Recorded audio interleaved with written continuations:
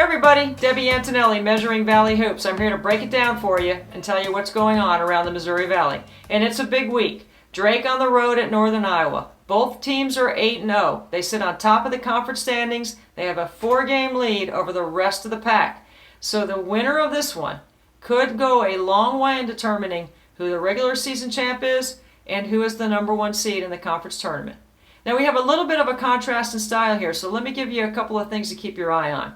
Drake, top scoring offense, best offensive player in the league in Lizzie Wendell. 8 times in the last 8 games, Lizzie Wendell has led this team in scoring. On the defensive end, 89% of their possessions are zone. For Northern Iowa, on the other side, playing at home, top scoring defense, very stingy. They don't give up points very often. Madison Weekly leads them in scoring. She's a really good guard for them, and this is one of the better 3-point shooting teams. They don't turn it over.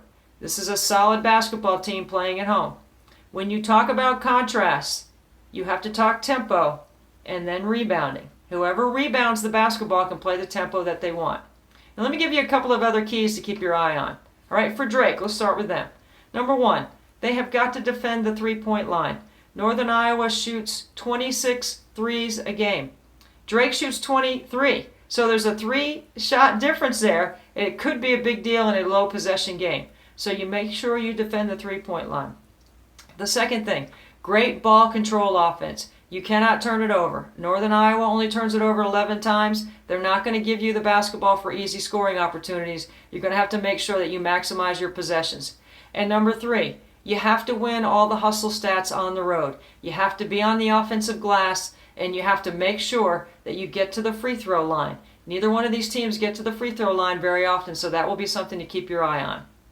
For Northern Iowa, they have to make sure that they cut Lizzie Wendell's quality number of shots down.